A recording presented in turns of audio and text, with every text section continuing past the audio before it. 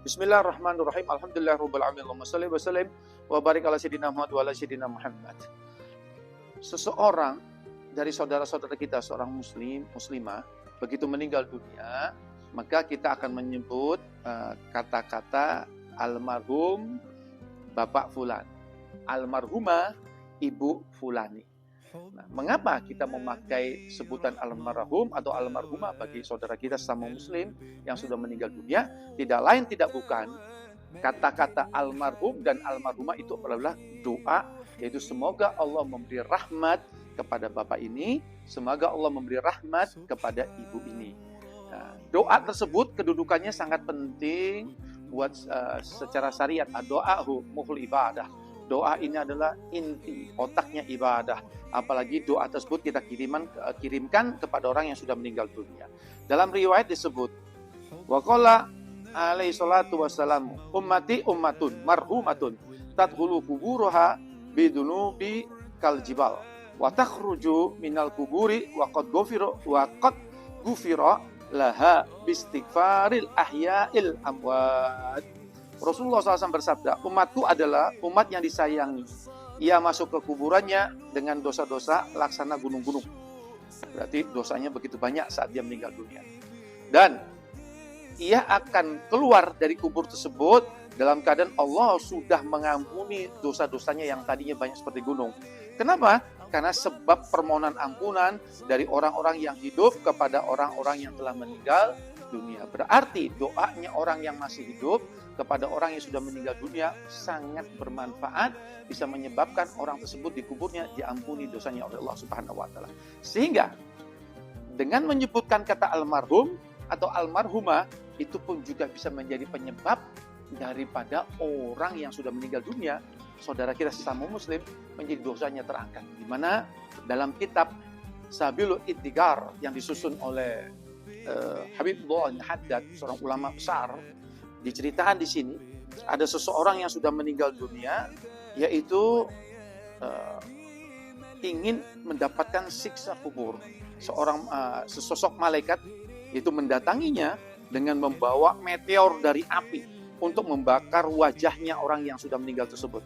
Lalu tiba-tiba orang yang di atas yang masih hidup menyebutkan nama orang tersebut dengan mengatakan rahimallahu fulana. Kalau dalam bahasa Indonesianya yaitu mungkin dia mengatakan, saya punya teman almarhum Bapak Hasan yang meninggal, atau saya punya teman almarhumah Ibu Siti dan sebagainya. Seperti itulah kira-kira. Atau kita menyebut nama almarhum bapak saya, almarhumah ibu saya dan sebagainya. Setelah orang yang masih hidup tersebut di dunia ini mengucapkan almarhum, maka apa yang terjadi?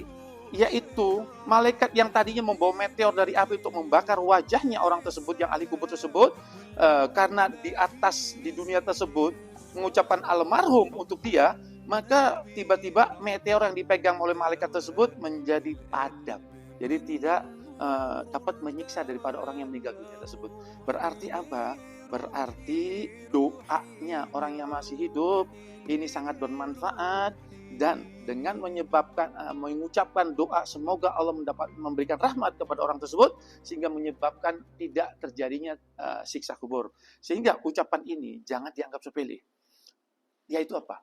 Biasakan kita ini khususnya yaitu untuk orang-orang yang katakan yang sangat berjasa kepada kita, orang tua kita atau pasangan hidup kita atau kerabat kita, siapapun yang sudah meninggal dunia, kalau kita mengingatnya, menyebut namanya dalam perkumpulan ataupun dalam hal-hal kesempatan yang lain, pastikan untuk saudara kita yang sudah meninggal dunia jangan segan-segan untuk menambahi kata-kata almarhum fulan, atau kalau perempuan almarhumah fulan, sehingga akan bermanfaat, dosanya akan diampuni oleh Allah Subhanahu wa taala. Jangan saudara kita sudah meninggal dunia, kita dengan enak mengatakan itu loh Pak Hasan yang sudah meninggal dunia, itu loh Ibu Siti yang sudah meninggal dunia. Jangan, tambahi. Dengan menambahkan tersebut berarti kita sudah menolong orang yang meninggal dunia untuk terangkat dosanya. Sedangkan kalau kita mendoakan itu kan ibadah, sehingga kita mengucapkan almarhum dan almarhumah juga mendapatkan pahala. Tetapi ingat, sebagai penutup, yaitu apa? Ucapan almarhum dan almarhumah bagi orang yang sudah meninggal dunia itu hanya dikhususkan untuk orang yang meninggal dalam keadaan la ilaha illallah Muhammad Rasulullah sallallahu alaihi wasallam, seperti itu. Karena disebutkan dalam surah An-Nisa yang ayat yang 48 disebutkan bismillahirrahmanirrahim, innallaha la yaghfiru ayyushraka bihi wa yaghfiru ma duna zalika liman yasha wa may yusyrik billahi faqad ihtara isman azima. Al-ayah. Sesungguhnya Allah Subhanahu wa taala tidak akan mengampuni dosa karena mempersekutukan Allah. Menganggap ada kekuatan lain selain Allah, menganggap ada Tuhan lain selain Allah. Maksudnya itu. Dan Allah akan mengampuni dosa selain dosa mempersekutukan Allah. Itu pun bagi siapa yang Allah kehendaki. Barang siapa yang mempersekutukan Allah dengan sesuatu, maka sungguh dia telah berbuat dosa yang besar. Mudah-mudahan kita terselamatkan dari dosa tersebut.